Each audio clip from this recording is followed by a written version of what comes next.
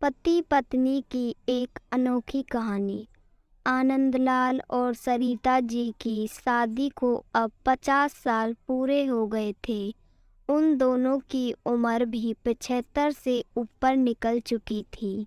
दोनों ने अपनी पूरी जिंदगी एक दूसरे के साथ काफ़ी हंसी खुशी से बिताई थी।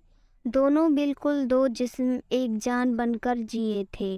सुख दुख के साथ साथ उन्होंने अपने अपने पर्सनल रहस्य भी एक दूसरे के साथ शेयर किए थे। हाँ, सरिता जी ने केवल एक रहस्य आनंदलाल को कभी नहीं बताया। सरिता जी ने अपने कवर्ड के सबसे ऊपर के खाने में एक जूतों का बॉक्स रखा करती थी, जिसे किसी को भी यह तक कि खुद उनके पति को भी छूने की मनाही थी। मनाही क्या, सख्त वार्निंग थी। सरिता जी ने पति से कह रखा था कि समय आने पर वो उस बॉक्स का राज उन्हें जरूर बताएंगी। आनंदलाल को भी इस बात से कोई परहेज नहीं था। हंसते खेलते कई दशक बीत गए, उम्र ढल गई, शरीर कमजोर हो गए और कई बीमारियां हावी हो गईं। सरिता जी बीमारियों से जूझते जूझते हार मानने लगी।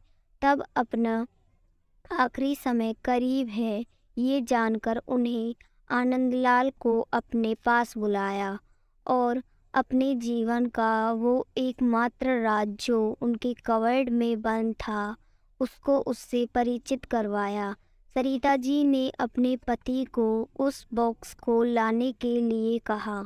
आनंदलाल उस बॉक्स को लेकर आए और उसे ओपन किया तो वो देखकर हैरान हो गए कि उस बॉक्स में 2 खरोंची हुई छोटी डॉल्स और ढेर सारे नोट थे। आनंदलाल ने सरिता से उन डॉल्स के बारे में पूछा। सरिता जी ने कहा, जब मेरी शादी होने वाली थी तब मेरी दादी ने मुझे समझाया था कि अगर अपनी शादी को लंबे समय तक चलाना चाहती हो तो एक दूसरे से जितनी हो सके अर्जमेंट और शिकायतें कम हो उसका ध्यान रखना। और उन्होंने उसके लिए मुझे ये डॉल्स का तरीका भी बताया था, जिसमें जब भी मुझे तुमसे कोई शिकायत हो तब एक डॉल को खरोच कर उसे संभाल कर रख लेना।